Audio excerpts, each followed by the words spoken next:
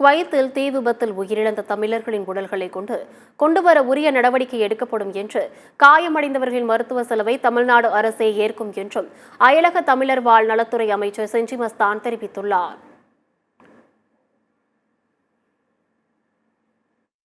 Kuwait நாட்டில் மங்காப் என்ற இடத்தில் 4 மாடி கட்டிடத்தில் நேற்றைக்கு நடந்த திடீர் தீ விபத்தில் 50க்கும் மேற்பட்டவர்கள் உயிரிழந்து உள்ளார்கள்.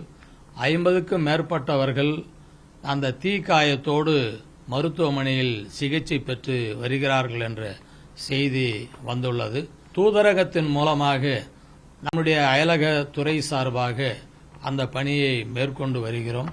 மாண்புமிகு தமிழ்நாடு முதலமைச்சருடைய ஆலோசனையின் பேரில் உடனடியாக அயலகத்துறை சார்பாக தூதரகத்தினுடைய உதவியோடு இறந்தவர்கள் தமிழகத்தை சார்ந்தவர்கள் யார் யார் என்பதை அடையாளம் கண்டு அந்த உடலை உறவினரிடத்திலே பெற்றுக் கொடுப்பதற்காக துறை நடவடிக்கை எடுக்க வேண்டும் என்று மாண்புமிகு முதலமைச்சருடைய ஆலோசனையின் பேரில் நம்முடைய துறை சார்ந்த அலுவலர்கள் அந்த பணியில் ஈடுபட்டு வருகிறார்கள்.